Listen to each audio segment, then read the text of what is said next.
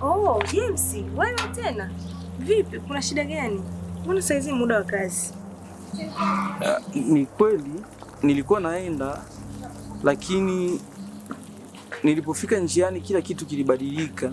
Yaani nikahisi moyo wangu ni kama unalipuka. Nikaona sitaweza kuendelea na kazi, bora nije kwako. Sema tu umenikumbuka. Sio kukumbuka tu Roda, lakini kiukweli leo nimehisi kile ambacho sikuwa nikikihisi muda wote. Yaani nikifikiria macho yako nahisi unanivuta kama sumaku, lakini pia midomo yako inanifanya nachanganyikiwa kabisa. Nakupenda Roda. Lakini James, wewe ni mume wa mtu ujue. Roda, moyo hauna ndoa, na moyo wangu mimi unakupenda wewe, na kiukweli kabisa nipo tayari kutengwa na dunia yote ili mradi tu mimi niwe na wewe. Na kama kukupenda wewe ni kosa, basi niko tayari kupata kifungo na wala nisisamehewe ili mradi tu mimi niwe na wewe. Lakini James, sikuwahi kutegemea kama unaweza kuongea maneno kama hayo mbele yangu. Roda, niamini, nakupenda na niko tayari dunia nzima hii hata ikinitenga, mradi tu niwe na wewe. Basi sawa, lakini ole wako ukinichezea na ukinidanganya sitakusamehe nakwambia. Siwezi nikakudanganya Roda. Mimi nakupenda Roda, na niko tayari kwa lolote, kwa chochote ili mradi tu mimi niwe na wewe. Basi sawa, kama ni kweli. Karibu. Asante. Karibu sana. Uvumilie, huyu amarangi ataacha ku. Mimi nakwambia. David, unajua sisi ni watani wa jadi na hapa tulipo tumetoka kwako, ila imenisikitisha sana maneno ya Vumilia, na ameniambia umehama kabisa nyumbani, na nikasema mimi kama kijana nikipata nafasi ya kukutana na wewe lazima nikwambie. James, namna familia yako inavyoishi ni kama watoto yatima kabisa,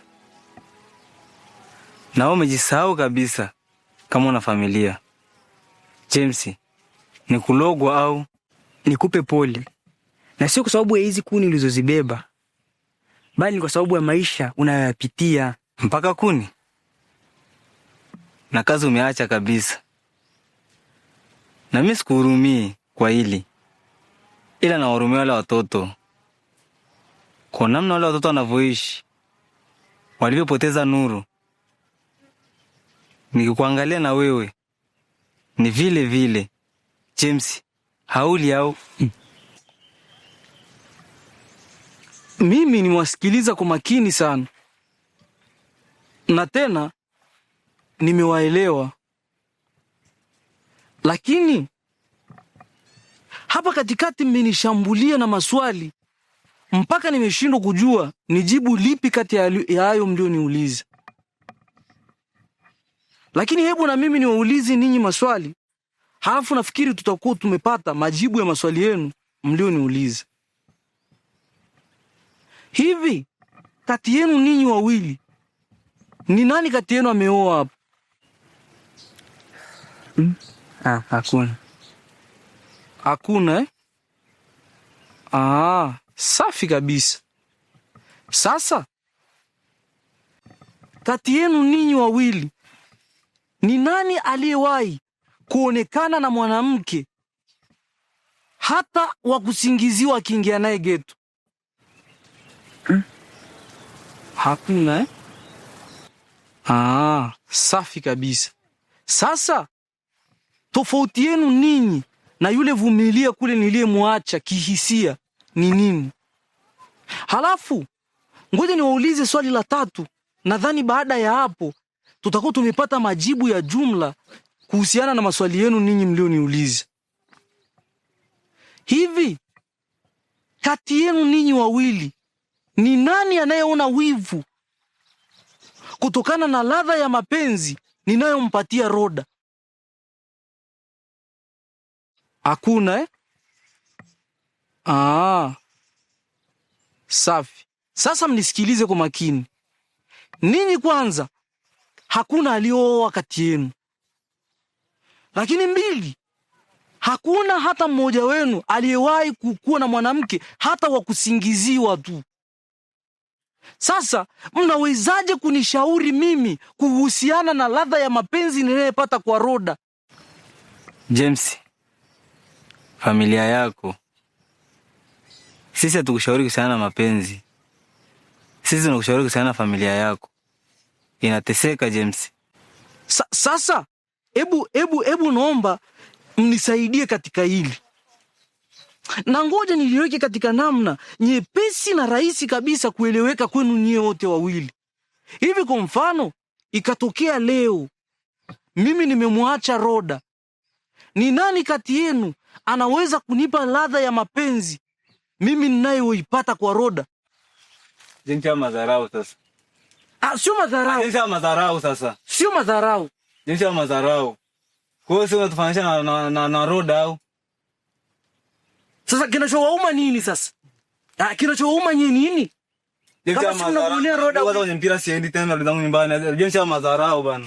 Jinsi ipo siku jinsi ya madharau. Na wala watoto wako wanateseka, mimi nakwambia. Watoto wanaishi kama yatima na baba upo. Baba unabebeshwa kuna, unabebeshwa maji, unafundishwa vimanguo ya ndani. James, usiende sasa, kwani mimi unanitishia nini? Usiende. Hata kufuatilia maisha ya watu. Hizo nakwambia kabisa, hizo ni tabia za kike. Hizo ni tena nakwambia kabisa, hizo ni tabia za kike, na uwezi ukawa wewe kama mwanaume. Eti leo inatokea eti unakuja unanionea hivi mimi mwanaume mwenzako napata ladha ya mapenzi kwa mwanamke. Hapo mnipatie kwa sababu gani? Yaani mimi nilikuwa sina lengo lolote hili. Huyu jamaa ananishauri nini? Yaani na nilikuwa najua hata wewe uko umeungana naye. Wapi wewe? Mimi niungane na nani? Niungane na huyu bwana. Huyu bwana kama vile amechanganyikia kidogo. Sasa nikwambie kitu. Tabia za wanawake hizi. Ni hivi. Huwezi kuwa mwanaume. Nisikilize, huwezi kuwa mwanaume halafu eti ukao unasikia uchungu mwanaume mwenzako kupewa ladha na raha na mwanamke. Sasa wewe kubeba kuni na shida gani? Ina ubaya gani? Ina ubaya gani? Ina ubaya gani? Mimi nikupe tu ofa ya leo sasa. Kwenye mpira. Siti yako, pipi yangu. Na kulipia 500 ya mpira, 500 ya soda juu yangu. Mimi kwenye mpira siendi. Nikwambie tu mimi kwenye mpira siendi. Mimi naenda kukaa na Roda. Roda ananipatia mimi. Ananishika. Roda ananishika. Wewe nenda tu kwenye mpira kama ulikuwa unaenda.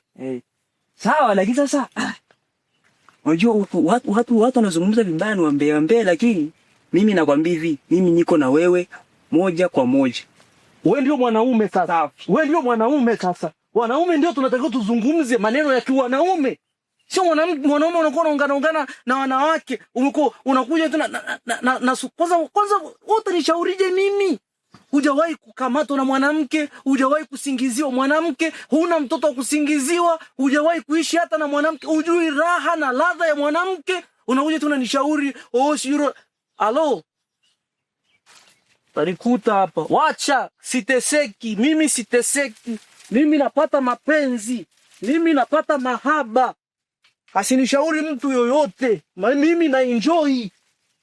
Mimi na enjoy mapenzi na yapata kwa Roda hakuna.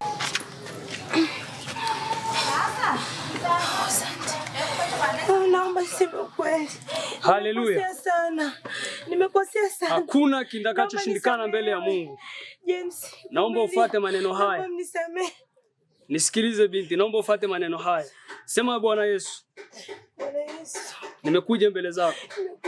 Mimi ni mwenye dhambi. Mimi ni mwenye dhambi. Naomba unisamehe.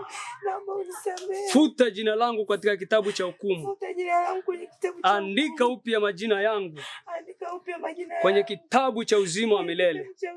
Kuanzia sasa nimekupokea wewe kuwa Bwana na Mwokozi wa maisha yangu. Amina. Mungu amekusamehe kuanzia sasa. Uwe na amani. Asante baba mchungaji kwa maombi. Amen.